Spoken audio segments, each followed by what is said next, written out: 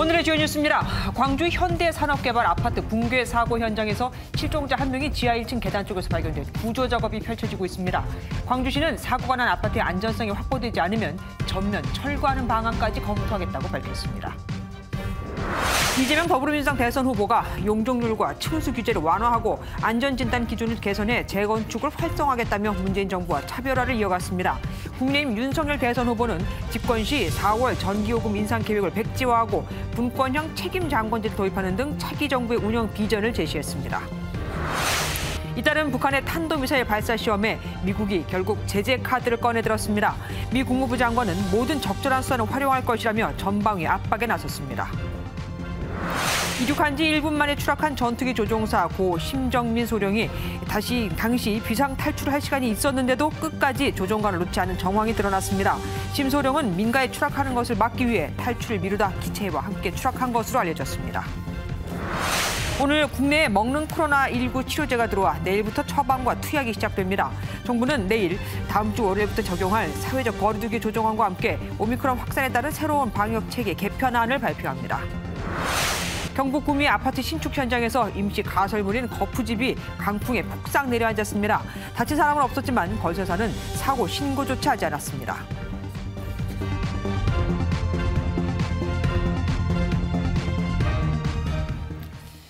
붕괴 사고가 발생한 광주 화정동 아파트 공사 현장에서 실종자 중 한 명의 위치가 확인됐습니다. 사고가 난 지 만 이틀이 지났죠. 생사도 누구인지도 아직 확인이 안 되고 있습니다. 현장 연결해 보겠습니다. 강세영 기자, 실종자가 정확히 어디서 발견된 겁니까? 눈까지 오네요. 네, 실종된 6명 가운데 발견된 한 명이 발견된 위치는 1층과 지하 1층 사이 난간이었습니다. 발견된 시간은 오전 11시 14분쯤 수색이 시작되고 약 2시간 만이었습니다. 실종자는 구조대가 지하층을 정빈 수색하는 과정에서 발견됐습니다. 그래서 오늘부터는 정밀 수색, 그래서 첨단 장비를 활용해서 층별로 하나씩 정밀 수색을 한 것이죠. 지하 1층 난간 쪽에서 발견이 된 것입니다. 하지만 실종자 주변에 장애물이 많아 곧바로 구조할 수는 없었습니다. 관계당국은 중장비를 투입해 구조 작업을 펼치고 있는데 아직 실종자가 있는 곳까지 도달하지 못한 것으로 알려졌습니다. 실종자의 신원이나 생사 여부는 아직 확인되지 않았는데요. 소방당국은 해가 진 이후에도 야간 구조 작업을 계속할 방침입니다. 그럼 다른 실종자들의 위치는 어떻습니까? 확인이 안 됐나요? 네, 아직 다른 실종자들의 위치는 확인되지 않았습니다. 소방당국은 오늘도 구조견과 드론을 투입해 수색을 계속 진행했는데요. 하지만 앞서 말씀드린 한 명을 제외한 5명의 위치는 파악되지 않았습니다. 실종자들은 5, 60대 작업자들로 사고 당시 아파트 고층부에서 창호나 소방설비 작업 등을 하고 있었습니다.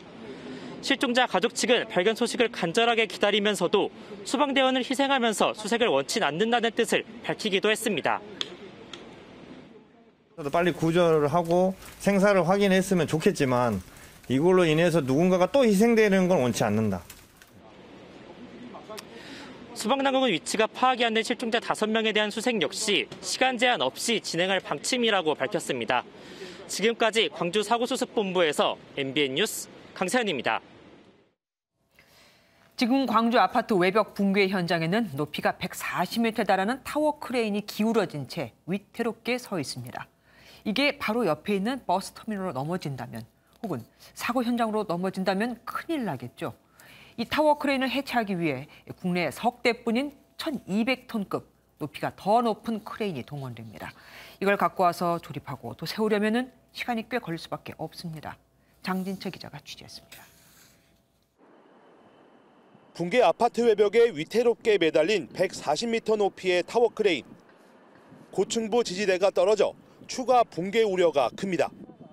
이 크레인을 치우지 않고서는 안전한 구조가 어려운 상황이라 해체하기로 결정했습니다.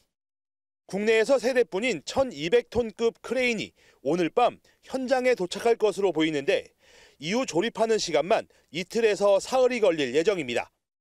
이후 140m보다 더 높게 크레인을 올려 타워 크레인을 해체하게 됩니다. 만일의 사태에 대비해 크레인은 70m가량 떨어진 곳에서 작업을 할 예정입니다. 해체는 23층 이상 고층만 이뤄지는데 오는 16일 이후에나 마무리될 전망입니다. 타워 크레인이 해체되면 구조대원의 안전 확보를 위해 무너진 아파트에 추가 붕괴를 막는 옹벽을 설치합니다. 옹벽 부분에 계층기 설치해서 관리하는 부분에 추가적인 안전 보강 요구사항에 대해서 금일 옹벽 부분을 지지하는 지지대 설치 작업을 추가로 설치를 할 예정입니다. 떨어지는 잔해물을 막는 덮개 작업은 오늘 밤 진행됩니다. 무인 굴삭기도 동원되는데 1층을 비롯해 구조견이 반응을 보였던 26층과 28층에서 주로 움직일 것으로 보입니다. MBN 뉴스 장진철입니다. 광주 아파트가 붕괴하기 직전에 여기서 작업을 하던 장면이 찍힌 영상이 공개됐습니다. 옥상에 콘크리트를 붓는데 일부 이미 거푸집은 주저앉았고 뭔가 뒤틀리는 듯 끼익 하는 소리도 들립니다. 이걸 본 전문가들은 말도 안 되는 일이라고 입을 모으고 있는데요. 39층에서 타설 작업을 하던 근로자들은 이 이상한 기임새에 현장을 벗어났고 10분 뒤에 무너집니다. 이때 다른 이들에게도 알렸더라면 피해를 줄일 수 있었는지도 모릅니다. 정춘 기자입니다. 사고 당일 아파트 현장 옥상입니다. 곳곳에 철근이 튀어나와 있고 거푸집에 둘러싸여 콘크리트가 부어져 있습니다. 콘크리트 타설 작업이 끝난 상황인데 가운데 거푸집이 주저앉아 있습니다. 그 순간 두둑 소리가 나며 거푸집이 들립니다. 작업자들의 한탄하는 소리가 튀어나옵니다. 또 다른 영상에는 끼익하고 쇳덩이가 뒤틀리는 듯한 소리가 들립니다. 그 순간 욕설과 함께 중국인 작업자의 외마디가 터집니다. 현장에는 쉴 새 없이 눈이 내리고 바람 소리도 거셉니다. 중국인 작업자가 보고용으로 찍은 것으로 추정되는데 사고 당일인 11일 오후 3시 35분쯤 촬영됐습니다. 해당 영상이 찍히고 10분쯤 뒤 결국 이처럼 처참한 사고 현장으로 바뀌었습니다. 이미 놀란 39층 작업자들은 현장을 빠져나간 뒤였습니다. 콘크리트를 부은 업체는 시키는 대로 했을 뿐이라며 억울하다고 하소연했습니다. 모든 것을 지시를 했고 밑에 사람들이야 하라는 대로 따라하는 죄밖에 없죠. 솔직히. 경찰도 사고 직전 상황이 담긴 이 영상을 확보해 원인을 찾는 조사에 활용하고 있습니다. MBN 뉴스 정춘입니다. 광주시는 안전이 확보되지 않으면 이 해당 건물을 전면 철거하고 다시 시공을 해야 한다는 입장입니다. 하긴 저대로 지어서 분양한다면 들어가 살 사람도 없겠죠. 그럼 나머지 7개 다른 동들은 어떻게 해야 할까요? 다 철거하고 다시 지어야 하는 건지, 무너진 그 한 동만 그래야 하는 건지 고민입니다. 배준우 기자가 다른 과거 사례를 찾아봤습니다. 광주시는 붕괴 사고가 발생한 아파트 건물에 대해 철거 후 재시공이란 초강경 조치도 검토하겠다고 밝혔습니다. 전문가들과 철저히 점검해서 건물에 대한 안전성이 확보되지 않으면 건물 전면 철거 후 재시공하는 방안까지도 검토토록 하겠습니다. 과거에도 부실 시공 문제로 아예 철거가 결정된 사례는 있었습니다. 지난 2014년 충남 아산에서 공사 중이던 7층짜리 오피스텔 건물이 20도 이상 심하게 기울면서 철거된 바 있습니다. 건물이 흔들려서 다시 보니까 건물이 더 흔들리더니 갑자기 무너지고. 현재 철거 범위에 대한 시나리오는 크게 3가지. 무너진 201동 일부만 부분 철거한 후 재시공하는 방안과 201동 전체를 철거하는 방안, 그리고 8개 동 모두를 철거하는 것입니다. 붕괴 당시 다른 구조물에 충격을 줘 앞으로 변형이나 균열이 일어날 수 있기 때문에 최소한 해당 동은 전부 철거해야 한다는 견해가 우세합니다. 대형 추가 사고가 될 수 있는 가능성들이 있기 때문에 사업 주체 쪽에 있어서는 대단히 많은 경제적인 손실이 예상될 수 있긴 하겠지만 보다 중요한 것은 안전이 아닐까. 국토교통부는 학계 전문가 10명으로 구성된 건설사고조사위원회 조사를 거쳐 2달 후 조사 결과를 내놓을 예정입니다. 현대산업개발은 철거비와 재시공 비용은 물론 입주 지연에 따른 비용 등도 감당해야 해 큰 타격이 불가피할 것으로 보입니다. MBN 뉴스 배준우입니다. 다음 소식입니다. 이재명 더불어민주당 대선 후보가 재개발, 재건축을 활성화하겠다. 용적률을 500%까지 적용 가능한 4종 주거 지역을 신설하고 안전진단 기준도 합리적으로 개선하겠다고 약속했습니다. 전 서울시장 때 주택 공급이 잘 되지 않았다면서 현 정부 그리고 고 박원순 전 시장 모두와 선을 그었습니다. 이현재 기자가 보도합니다. 이재명 민주당 후보가 입주한 지 30년이 넘은 서울의 한 노후 아파트 단지를 둘러봤습니다. 주민들과 만난 간담회 자리에서는 현 정부의 부동산 정책에 대해 사과했습니다.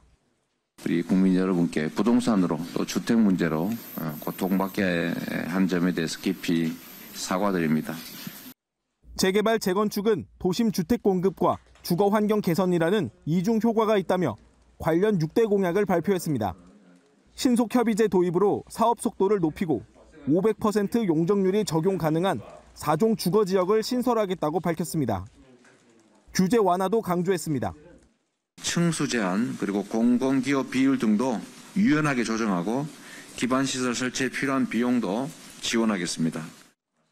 원주민 재정착 비용 등 지원책도 내놓은 이 후보는 노후 공동주택 리모델링을 위한 특별법도 제정하겠다고 말했습니다. 공공기관이 시공사 선정 등을 대신해주는 공공관리제를 실시해 부정과 비리를 원천 차단하겠다고 주장했고 분양가 상한제로 주택가격 상승을 억제하겠다고도 약속했습니다. 문재인 정부 정책과 결이 다르다는 말에 공감한다고 인정한 이 후보는 재개발, 재건축을 억제했던 고 박원순 전 서울시장에 대해서는 주거 환경 악화로 인한 시민들의 고통을 간과했고 시장 수요만큼 추가 주택 공급도 하지 못했다고 평가했습니다. MBN 뉴스 이현재입니다. 정부는 오는 4월, 그러니까 대선이 끝난 이후에 전기요금을 대폭 올리겠다고 예고했죠. 윤석열 국민의힘 대선 후보가 이걸 백지화하겠다고 선언했습니다. 또 장관이 전권을 갖는 동시에 책임도 지는 책임 장관제를 도입하고 내각제의 요소가 가미된 대통령 중심제로 국정을 운영하겠다고 밝혔습니다. 노태현 기자입니다. 윤석열 국민의힘 대선 후보는 정부가 4월부터 전기요금을 두 자릿수 인상률로 올리기로 한 것에 대해 강도 높게 비판했습니다. 윤 후보는 탈원전 정책으로 인해 생긴 전기 수급 문제에 대한 책임을 국민에게 전가한다며 당선 후 정책을 전면 백지화하기로 했습니다.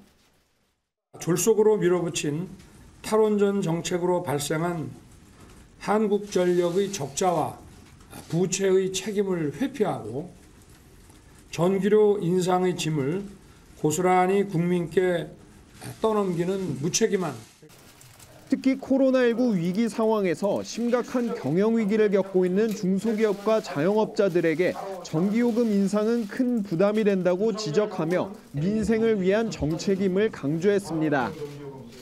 앞서 한국행정학회 등이 주최한 토론회에 참석해서는 국정 운영과 관련해 분권형 책임장관제를 도입하겠다고 밝혔습니다.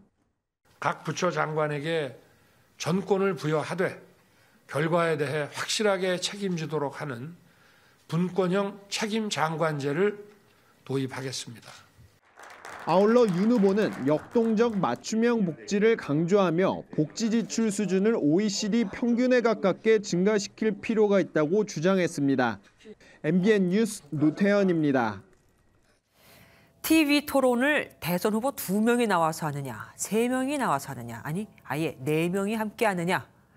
더불어민주당과 국민의힘은 설 연휴 전에 양자 TV 토론을 하자고 합의했는데 국민의당이 발끈하고 나섰습니다. 그럼 안철수 후보는 빠지게 되니까요. 허경영 후보에게도 밀려 선대위가 모두 물러난 정의당은 쇄신한 고민에 빠졌습니다. 주진희 기자가 보도합니다. 서로 TV 토론을 피한다고 공세했던 여야가 실무 협의에서 합의점에 도달했습니다. 설 연휴 전 양자 TV 토론을 시작하기로 한다. 지상파 합동 초청 토론을 주관해 줄 것을 요청하여 진행한다. 토론 주제는 국정 전반과 모든 현안까지 포함시켰는데 대장동 개발 의혹 등도 논의하겠다는 것으로 보이는 대목입니다. 추가 사항은 더 논의하겠지만 2월 4일 베이징 올림픽 개막 전, 즉 설 연휴 안에는 토론을 하겠다는 게 원칙이라고 민주당은 설명했습니다. 지지율 상승세인 국민의당은 3자 토론을 제안하며 발끈했고 자기들끼리만 TV 토론을 한다니 도대체 무슨 의도입니까? 안철수 후보가 치고 올라오니까 적대적 공생관계로 돌아가서 기득권을 지키겠다는 것입니까? 민주당은 3자든 4자 토론이든 가능성을 열어놨지만 국민의힘은 묘한 입장 차이를 보였습니다. 만약에 그걸 한다면 후보의 일정이나 모든 거가 새로 끼어들어가야 되기 때문에 그거는 지금 현재 좀 고민을 해봐야 될 사항입니다. 정의당은 심상정 후보가 공식 일정 중단을 선언한 데 이어 선대위는 일괄 사퇴를 했습니다. 아니 후보가 연락이 안 돼서 대표도 참 답답한 상황이고 이번 대선 출마가 자신의 마지막 소임이라고 몇 번을 말씀을 좀 하셨습니다. 심 후보의 장고가 길어질 것으로 보이는 가운데 선대위 슬림화나 전략 변화가 있을 것이라는 관측이 나옵니다. MBN 뉴스 주진입니다. 한 유튜브 채널에서 녹음한 김건희 씨와의 통화 내용이 방송사를 통해 보도될 거라는 소식이 알려지자 국민의힘이 정치 공작이라며 방송 금지 가처분 신청을 냈습니다. 민주당은 대응을 자제하면서도 언론사의 고유 권한이다, 국민의 알 권리 침해다고 비판했습니다. 우정환 기자입니다. 이른바 김건희 7시간 녹취 공개 예정 소식에 국민의힘이 법적 대응에 나섰습니다. 국민의힘 선거대책본부는 오늘 오전 서울서부지법에 녹취 방송금지 가처분 신청을 접수했습니다. 해당 녹취는 한 유튜브 채널 촬영 담당 이모 씨가 지난해 여름부터 김 씨와 여러 차례 통화하며 확보한 뒤 한 방송사에 넘겼고 오는 16일 방송될 걸로 알려졌습니다. 국민의힘은 앞서 이 씨를 선거법상 후보자 비방죄와 통신비밀보호법 등 위반 혐의로 고발도 한 상태입니다. 당내에서는 여권이 과거 대선에 이른바 김대엽식 정치공작을 하려 한다며 성토가 이어졌습니다.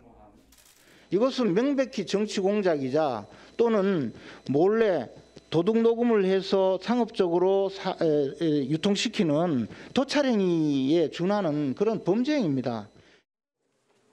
더불어민주당은 아직 방송이 나오지 않은 만큼 차분히 지켜보는 분위기입니다.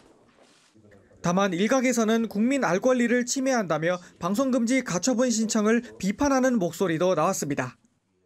언론사의 고유 권한인데요. 예. 그걸 갖고 정치권이 뭐 틀린 것은 오류라고 지적하고 저희가 언론중재에 이야기할 수 있는 것이지만 그 공개하는 것 자체를 못하게 하겠다라고 하는 발상이 전 잘 이해 못하겠고요. 법원은 내일 신문기일을 열어 국민의힘과 방송사 양측의 입장을 들을 예정입니다. MBN 뉴스 우종환입니다.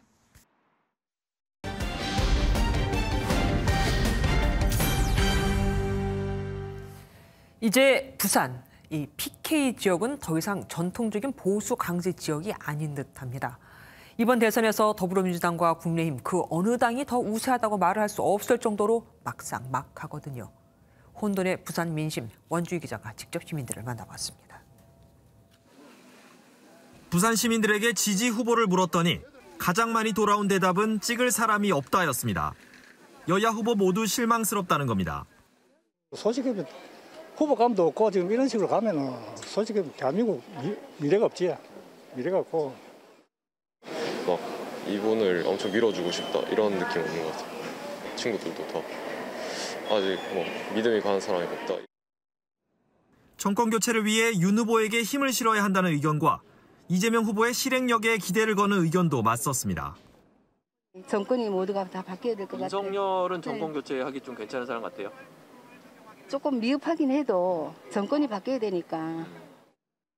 혁신적으로 성남이 발전할 수 있게끔 해주신 것 같아서 우리나라도 그렇게 해주시지 않을까 싶어서. 최근 여론조사에서 윤 후보의 PK 지지율은 지난달 중순 42%에서 이달 초 31%까지 떨어져 이재명 후보가 오차 범위 내에서 윤 후보를 앞선 결과도 나왔습니다. 네, 이렇게 윤석열 후보의 지지율이 하락하는 동안 부산 출신의 안철수 국민의당 후보가 반사 이익을 얻는 것으로 보입니다. 지난달 중순만 해도 5%에 불과했던 이곳 PK 지지율이 3주 만에 3배 넘게 올랐는데요. 양당 후보의 이강 구도에 균열이 생기는 모습입니다. 이번 주에 실시된 다른 조사에서도 안 후보는 PK 지지율 14.7%로 상승세를 입증했습니다. 이 나라를 이끌면은 정말 모든 곳곳을 잘 살펴서 이끌지 않을까 싶어서 안철수 후보를 지지합니다. 부산은 야권이 참패했던 2020년 21대 총선에서도 미래통합당에 18석 중 15석을 남겨줬지만 지난 2018년 시장 선거에서는 오고돈 당시 민주당 후보에 힘을 실었습니다. 절대 강자가 없는 상황에서 부산 지역 민심은 이번 대선의 승패를 가를 최대 접전지가 될 전망입니다. 아직까지는 정하지는 않았는데 지금까지 그래도 한 2개월 남았으니까 그때 가봐서 결정할까 싶습니다. MBN 뉴스 원중입니다.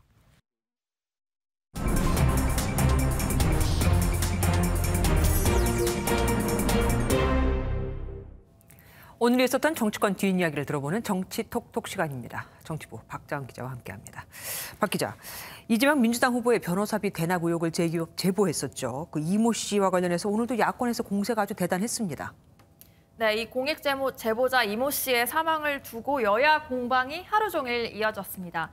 먼저 권영세 국민의힘 선대본부장은 선대위 회의에서 이재명 민주당 후보와 관련해 직간접적으로 3번째 사망 사건이 발생했다며 의문사 진상규명위원회를 설치하겠다고 압박했습니다.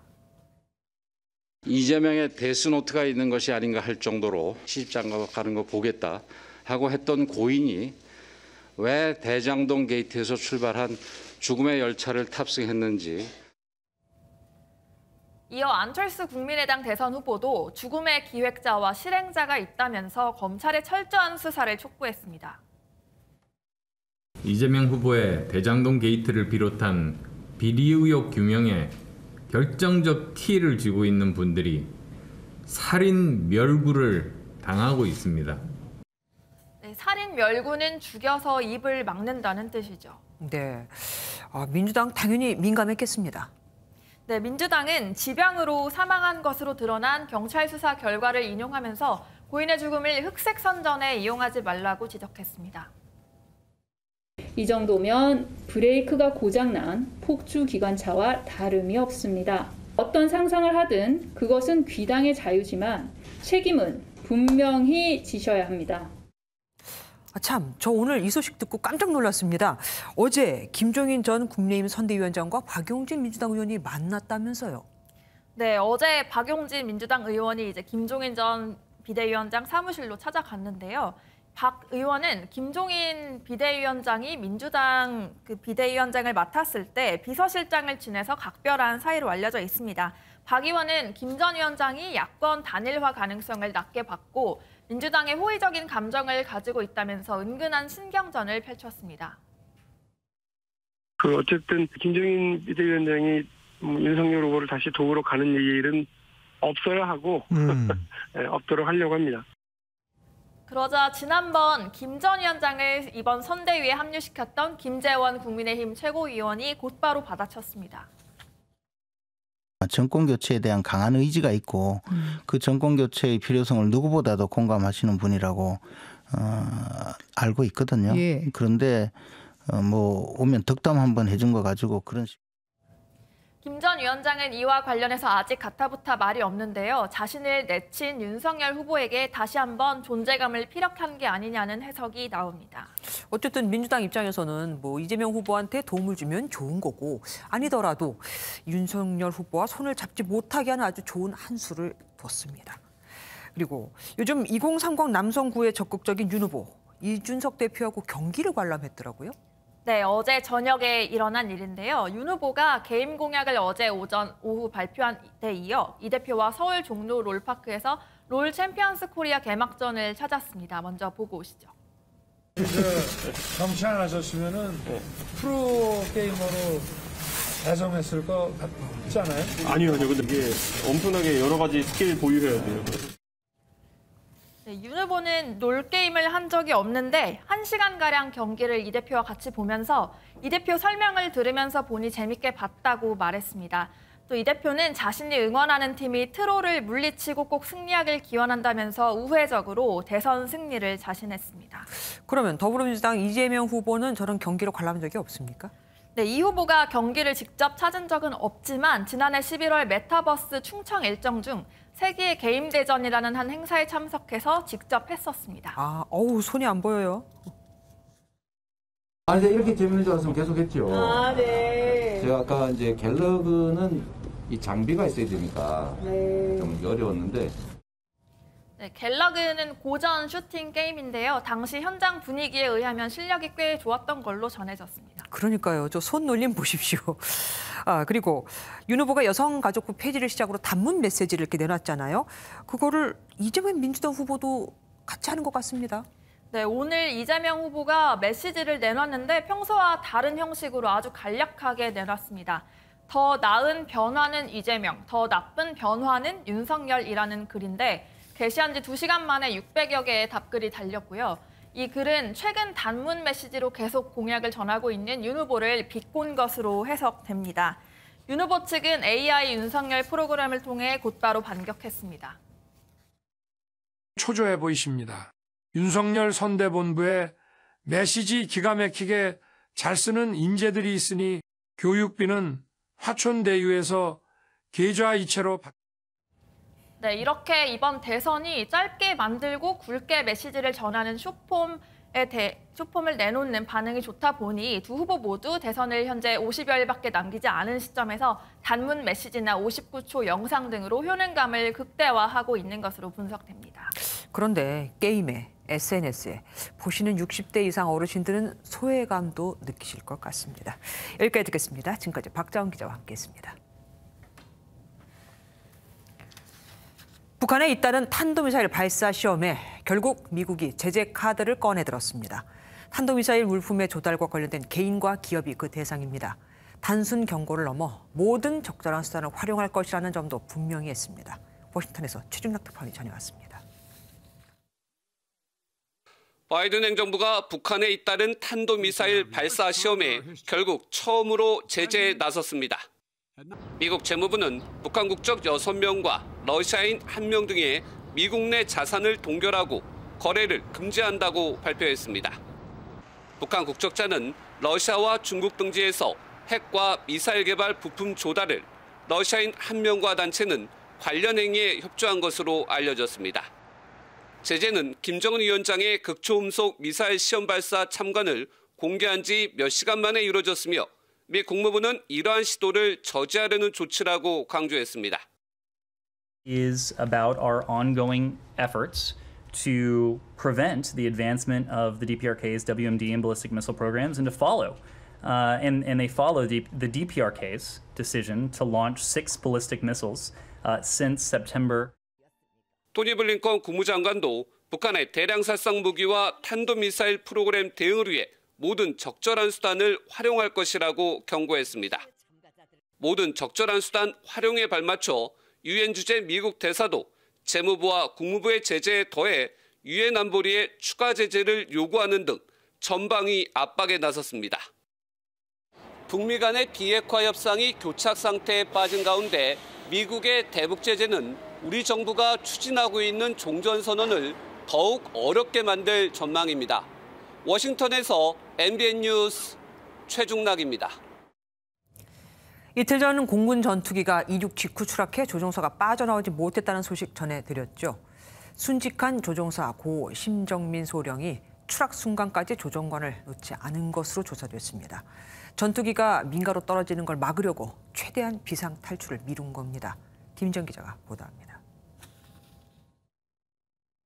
지난 11일 수원 공군기지에서 이륙한 지 1분 만에 추락한 공군 F-5E 전투기.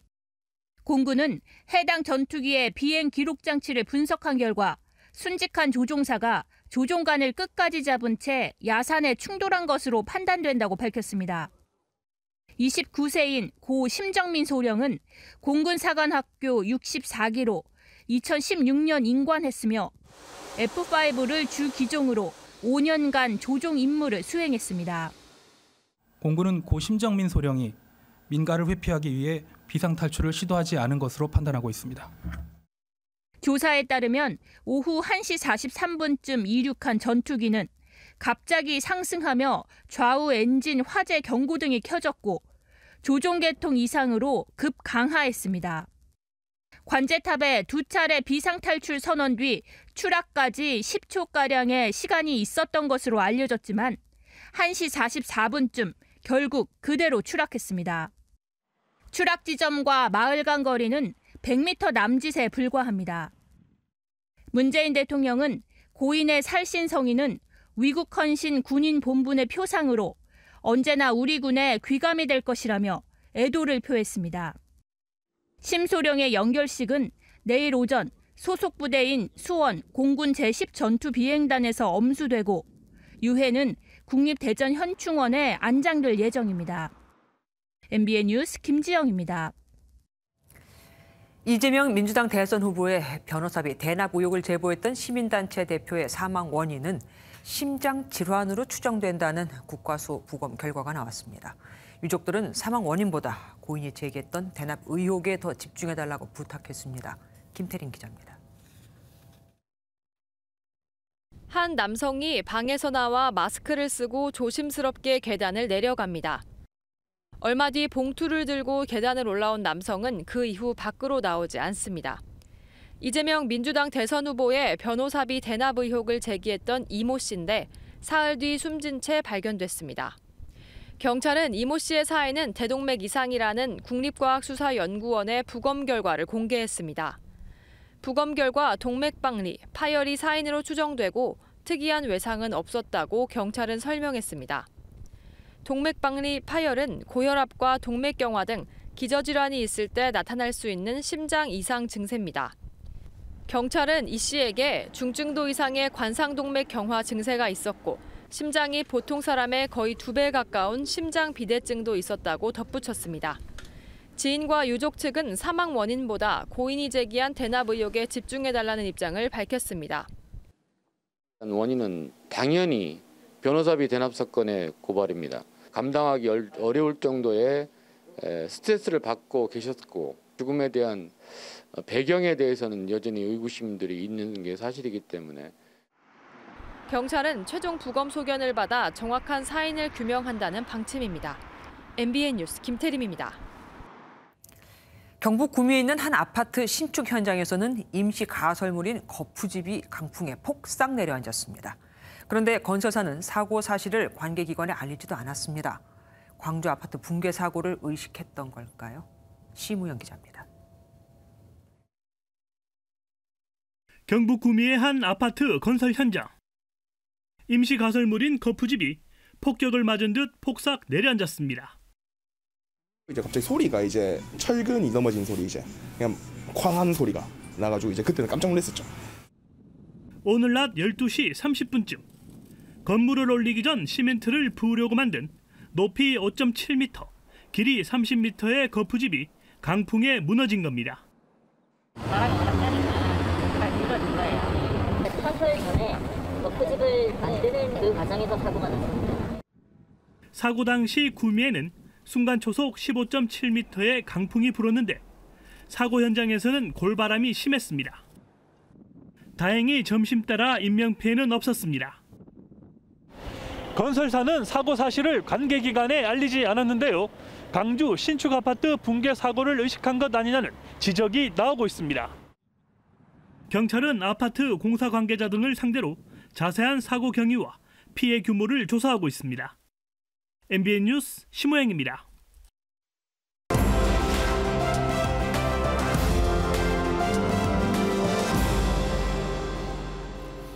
하루 동안 화제가 된 뉴스를 모아 전해드리는 픽뉴스 시간입니다. 오늘은 김보미 기자 나왔습니다. 어서 오십시오.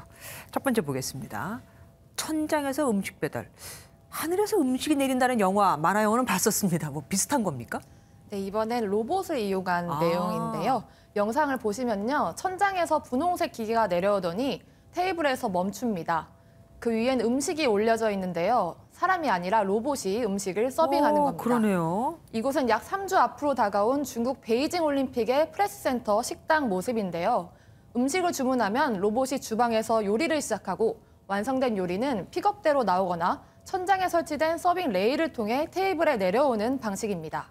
그러니까 이게 배달만 기계가 하는 게 아니라 음식을 만드는 것도 다 로봇이 한다 이거네요. 그러니까 로봇 식당인 건데 저 비쌀 거 아니에요. 저렇게 만든 이유가 있겠죠? 네, 중국은 인공지능과 5G 통신 등 첨단 기술을 적용했다고 홍보했습니다. 하지만 기술도 기술인데 중국 당국의 강력한 코로나19 방역 정책의 일환이라고 보는 시각들도 있습니다. 예. 최근 텐진항에서 감염자가 급증했는데요. 대면 접촉을 최소화해서 전파 위험을 막아보겠다는 취지로 해석됩니다. 그러니까 어떻게든 선수들 말고는 관계자 외 말고는 아무도 들여보내지 않겠다는 중국의 의지가 아주 보입니다. 다음 보겠습니다. 오, 몸속에서 가위가 나왔다고요? 네, 이번엔 방글라데시에서 발생한 일입니다. 테이블 위에 낡고 녹슨 가위가 올려져 있습니다. 이 가위 바로 50대 여성 카툰 씨의 몸속에 20년 동안 들어있다가 나온 가위입니다. 20년이요? 네, 실제로 엑스레이 사진 속 허리 부분에 가위가 뚜렷하게 보이는데요. 최근 극심한 보통으로 엑스레이를 찍게 되면서 이 사실이 드러났다고 합니다. 아니 어떻게 수술용 가위가 뱃속에 들어가고 또 그거를 20년간 모를 수가 있죠?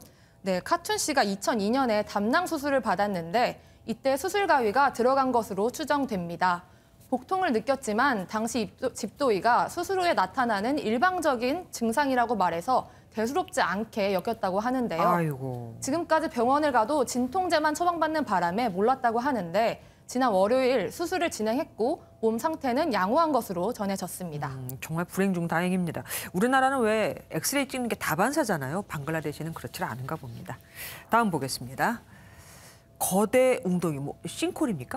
네, 영국 북부 썬덜랜드의 한 해안가에 거대 웅덩이가 나타났습니다. 그러네요. 넓게 펼쳐진 해안가 쪽 웅덩이가 보이시죠? 네네. 바닷물이 들어와 작은 파도를 만들어내는 모습이 장관인데요. 네. 이 구멍의 정체 돌리네입니다. 돌리네는 싱크홀의 일종으로 석회암지대에서 볼 수 있는 함몰지입니다. 빗물이나 지하수에 녹으면서 형성되는데 직경과 깊이는 1m에서 1000m까지 다양하다고 합니다. 예. 이 돌리네는 18년 전만 해도 작은 구멍이었다가 점점 커지면서 지금은 너비가 12m나 된다고 하네요. 싱크홀이라고 하면은 지난번에 그 고양시 마두역 사고 현장 그런 것만 생각나는데 저렇게 아름다운 자연 현상일 수도 있는 거네요. 다음 보겠습니다. 백신 얘기네요. 누가 또 놓는 척을 했습니까? 네, 이번에 이탈리아의 한 간호사가 백신을 놓는 척하고 뒷돈을 받아 챙겨 체포됐습니다. 영상을 보시면 한 간호사가 환자의 팔에 백신을 놔주는 듯 하더니 흰 통에 백신 주사액을 버립니다. 아이고. 그리고선 마치 접종을 완료한 것처럼 환자의 팔에 반창고까지 붙여줍니다. 아니 이탈리아에서는 전에도 비슷한 일이 있었지 않습니까? 이탈리아에서는 백신 기피 현상이 심각한가 봐요. 그런데 저렇게 백신을 맞은 척한 사람들은 누굽니까? 네, 이른바 안티백서, 백신 접종 반대론자들입니다. 이렇게 허위 접종 증명서를 받은 사람은 최소 50명 정도 되고 간호사 일당은 약 2천만 원을 벌어들였다고 합니다. 이탈리아는 지난 10일부터 슈퍼 그린 패스 제도를 적용하고 있는데요. 백신을 맞지 않으면 대중교통이나 음식점을 이용하지 못하는 한층 엄격해진 대책인데 반발이 적지 않은 상황입니다. 그러니까 방역 패스 때문에 결국 범죄까지 발생을 하고 있는 셈입니다. 그런데 캐나다도 보면은 이 백신 문제로 굉장히 시끄럽더라고요. 네, 캐나다 퀘벡주가 미접종자들에게 일종의 보건세를 부과하겠다고 밝혀 논란입니다. Those who refuse to receive their first dose in the coming weeks will have to pay a new health contribution. 이런 방침이 공개되자 하루 만에 7천 명이나 백신 접종 예약이 급증했다고 합니다. 아이고. 아직 언제부터 얼마만큼의 세금을 부과할지는 밝히지 않았지만 개인 권리 침해 논란이 끊이지 않고 있습니다. 그러니까 코로나19 비상 상황에 결국 세금까지 동원이 되는 셈이 됐습니다. 마지막 보겠습니다. 이거 혹시 어제 문제가 됐던 그 위문 편지 그거 관련된 겁니까? 네, 맞습니다. 서울의 한 고등학교 학생들이 국군 장병에게 보내는 위문 편지에 조롱글을 담아 논란이 됐었죠. 네네. 학교 측이 사과문을 게시했습니다. 행사의 본래 취지와 의미가 심하게 왜곡된 점을 유감스럽게 생각한다며 변화하는 시대에 맞는 국군 장병 위문 방안을 계속 강구하고 있다고 밝혔는데요. 그런데 학교의 해명에도 한 서울 목동의 학원장이 앞으로 절대 해당 학교 학생은 가르치지 않겠다고 밝혀 다시 논란입니다. 학교 수준을 잘 봤다면서 해당 학교 재학생들을 모두 퇴원 처리하겠다는 겁니다. 그 학원이 들어보니까 굉장히 유명한 학원이더라고요. 학생들이 가고 싶어하는. 근데 문제는 모든 학생이 다 저렇게 쓴 건 아니잖아요. 논란도 있고 반란도 있지 않을까요?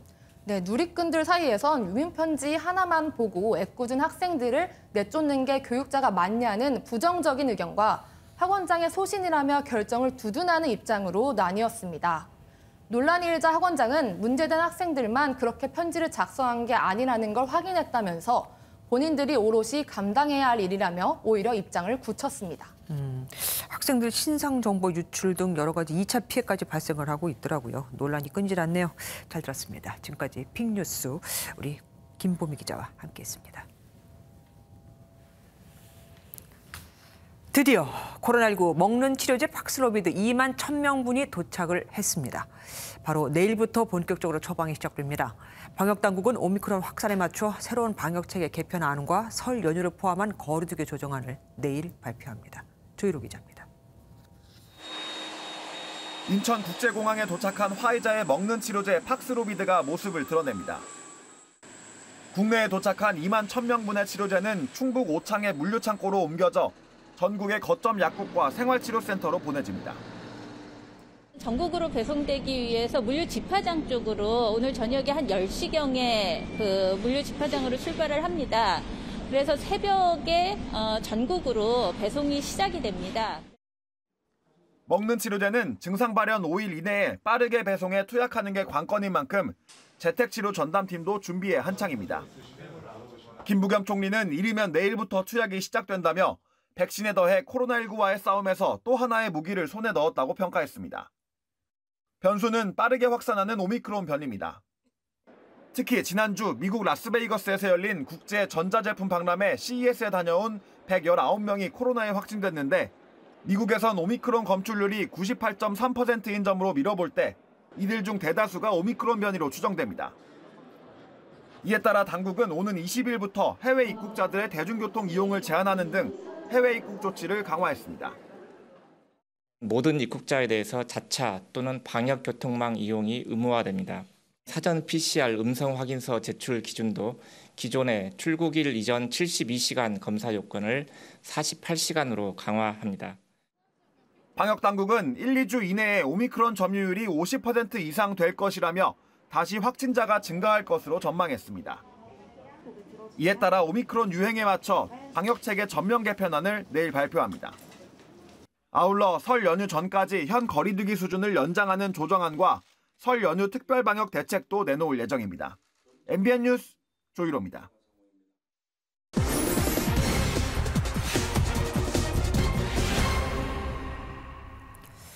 초등학생이 물건을 훔칠 경우 보통은 따끔하게 혼을 내는 걸로 끝내죠.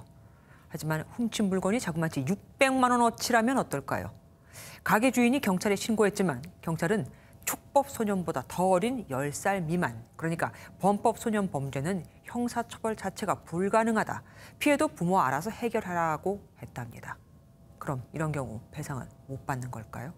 신용식 기자가 사실 확인해서 알아봤습니다. 지난 4일 청와대 국민청원에 올라온 한 게시글입니다. 자신의 문구점에서 600만 원 상당의 물품이 없어지는 절도 사건이 벌어졌는데 범인은 바로 앞 초등학교 3학년 학생 2명이었다는 겁니다. 그런데 문구점 주인이 두 학생의 부모에게 피해 금액 배상을 요구했지만 돌아온 답변은 절반을 깎아달라는 것이었습니다. 경찰에 신고했지만 10살 미만의 미성년자라 경찰도 할 수 있는 게 없다는 답변이 돌아왔다고 하는데요. 절도범이 성인이라면 형사처벌은 물론 대부분 합의로 피해 보상을 받게 되겠지만 만 14세 미만의 촉법소년, 범법소년은 형사처벌의 대상이 아니라서 합의를 기대하긴 어렵습니다. 그렇다면 이런 아이들의 절도 피해는 민사소송을 통해선 배상이 가능할까요? 민법 755조엔 부모가 미성년자인 아이들을 돌봐야 할 관리 책임, 즉 감독자의 책임이 명시돼 있습니다.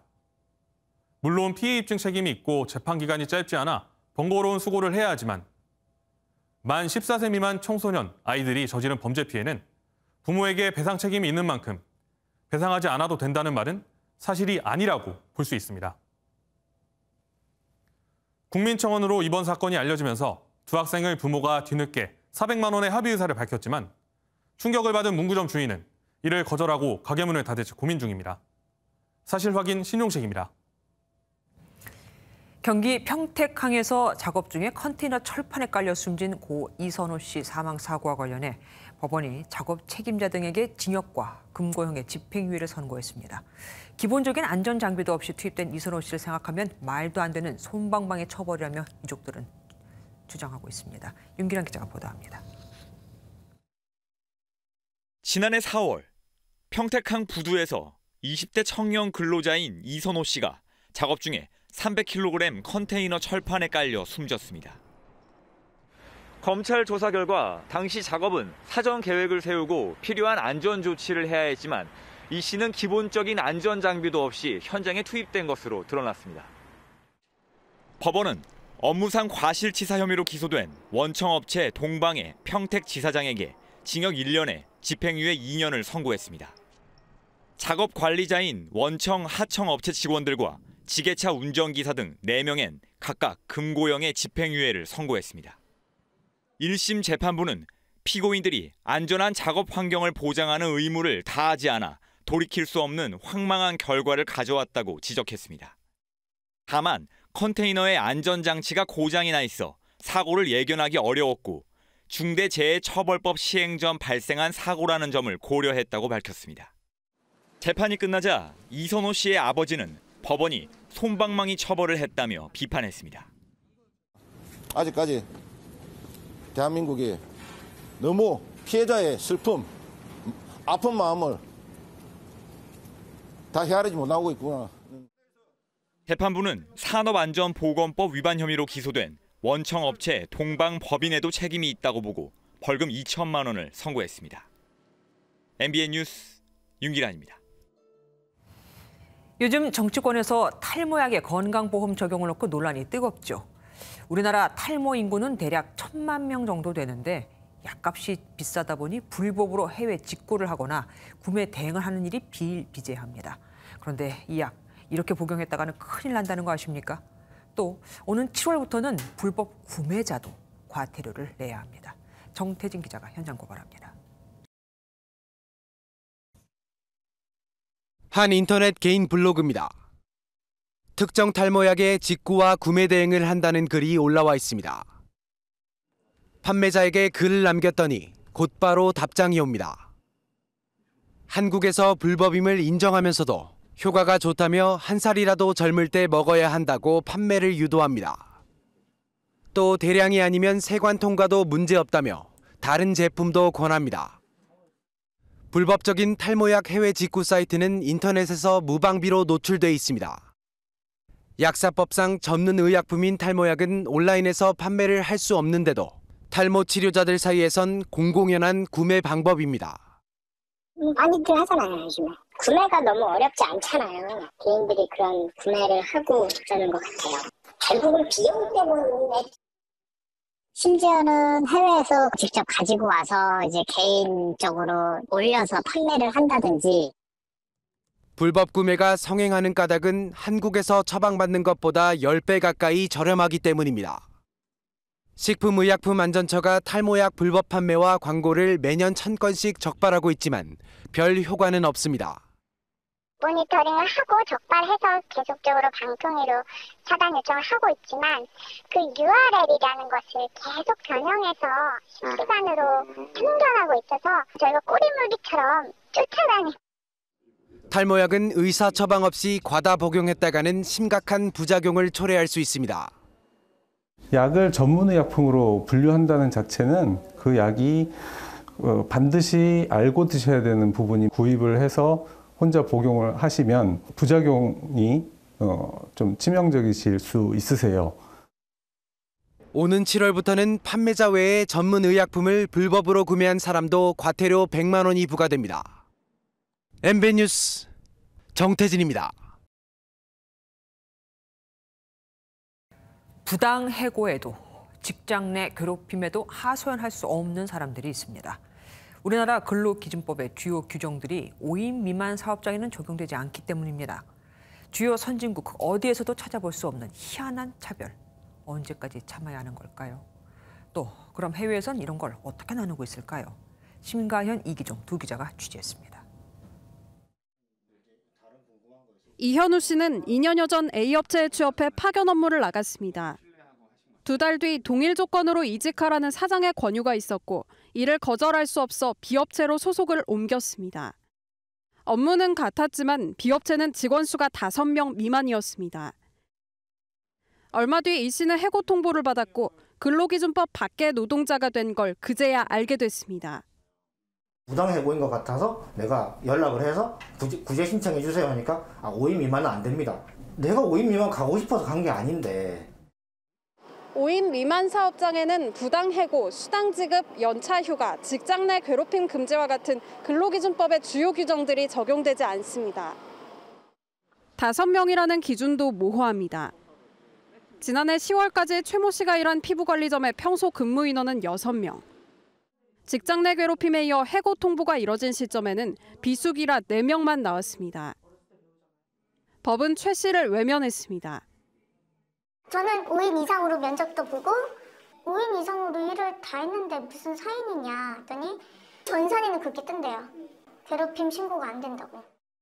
5인 미만이라는 이유로 고용노동부가 직장 내 괴롭힘 신고를 반려한 사례는 재작년 200여 건, 작년은 8월 기준 300건이 넘습니다. 이 같은 차별 속의 노인이들은 356만 명, 전체 노동자 5명 중 1명꼴입니다. 그래서 노동계는 제정된 지 70년 된 근로기준법을 개정해 사각지대를 없애자고 주장하고 있지만 국회 논의는 공전하고 있습니다. 더불어민주당과 국민의힘이 또다시 5인 미만 사업장 노동자의 기본권 보장 책무를 외면했습니다. 법안 논의가 보류되면서 상임위 문턱조차 넘지 못한 것입니다. 5인 미만 사업장이 많은 소상공인들의 반발도 거셉니다. 코로나 사태로 인해서 지금 아르바이트생보다 못 버는 처지로 내몰려 있는 상황에서 근로기준법 확대 적용 논의는 소상공인들을 더욱 힘들게 하는 논의.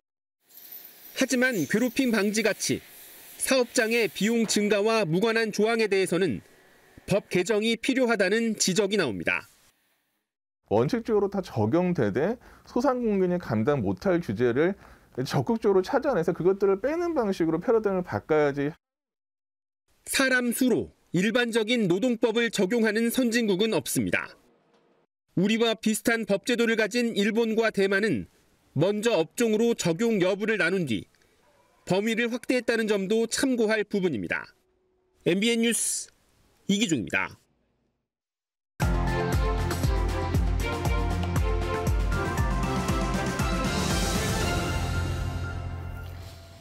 미국 메이저리그 강정호 선수를 기억하십니까? 어떠한 말로도 지난 잘못을 되돌릴 수 없지만 다시 한번 제 잘못을 돌아보고 KBO 리그 팬들, 국민 여러분 모든 분들께 죄송하다고 말씀드리고 싶습니다. 죄송합니다. 그는 2017년 음주운전 사고로 약식 기소됐지만 법원이 정식 재판의 회부에 실형을 선고했죠. 법원이 적용한 건 음주운전 3진 아웃 제도였습니다. 우리나라뿐 아니라 미국에서도 시행 중인 3진 아웃법은 재범자에 대한 가중처벌 제도로 2번까지는 관용을 베풀 수 있지만 3번째는 용서할 수 없다는 사회적 합의를 담고 있습니다. 우리 정부가 또다시 지난해 세수 예측에 실패했습니다. 3번째죠. 3진 아웃제를 적용하면 사실 이번이 끝입니다. 당초 정부는 2021년 세수 수입을 282조 7천억 원으로 예상했습니다. 지난해 플러스 성장이 확실했는데도 전년보다 국세 수입을 적게 잡았죠. 그런데 작년 7월 31조 6천억 원의 초과 세입이 있을 것이라고 정정했습니다. 그리고 넉 달 뒤 11월엔 거기에 더해서 19조 원 안팎이 추가될 것 같다며 홍남기 부총리가 직접 나서서 사과도 했죠. 세수는 가장 정확하게 남지도 않고 부족하지도 않게 최대한 정확하게 예측하는 것이 가장 좋은 방법인데요. 죄송하다는 말씀을 드리고요.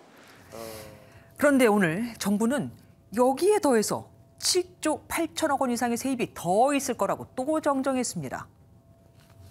처음 예상보다 무려 60조 원 안팎의 세수가 더 거치는 겁니다. 정부 예측이 빗나가면 국민은 손해를 볼 수밖에 없습니다. 애초 기재부는 지난해 세수가 줄어들 것으로 예상하며 93조 5천억 원의 국채를 발행해야 한다고 했거든요. 제대로 세수 추계를 했다면 줄일 수 있는 빚이었습니다. 세계적 석학 폴 케네디는 예측 가능하게 세금을 징수하는 정부가 있는 나라라면 계속해서 경제 성장을 할 수밖에 없다고 했습니다. 과연 우리 정부는 제대로 된 예측 하에 세금을 걷고 있는 걸까요? 언제까지 우리 국민은 제대로 된 가계부조차 만들지 못하는 정부에 우리의 세금을 납부해야 할까요? 김주아의 그런데 세수 예측 실패 60조 더 걷다니 였습니다.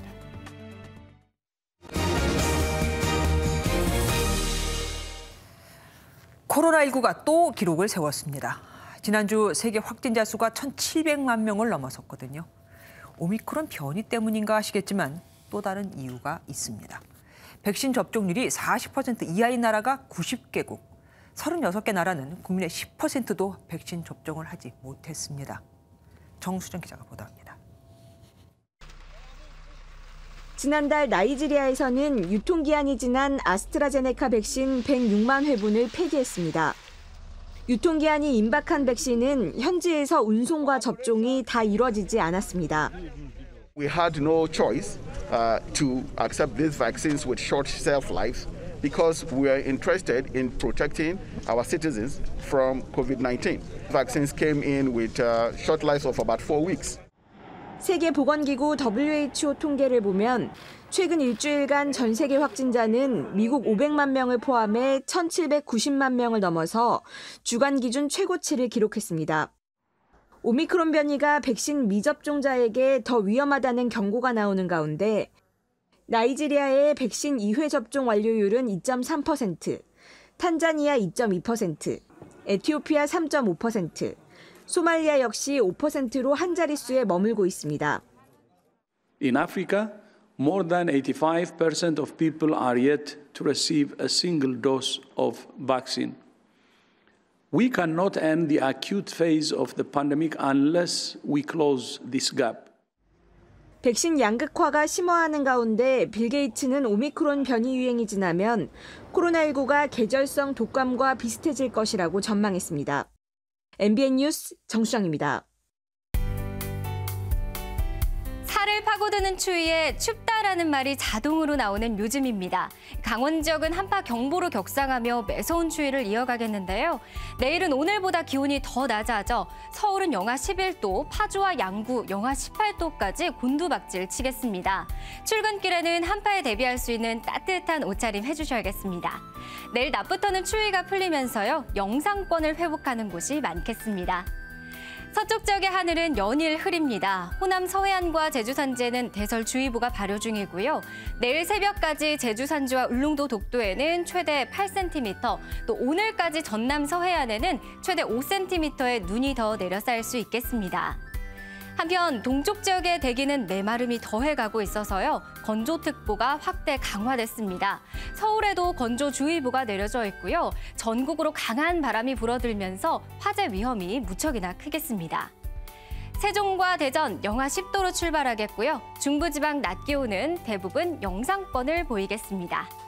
호남 서해안을 제외한 충청과 호남 지역은 오늘까지 약간의 눈이나 눈발에 그치겠습니다. 동해안에는 너울이 유입돼 당분간 해안가 안전사고에 신경 써주시기 바랍니다. 주말에 추위가 잠시 주춤하는 사이 중부를 중심으로 눈이나 비가 내리겠고요. 월요일부터는 다시 강추위가 찾아오겠습니다. 지금까지 날씨였습니다.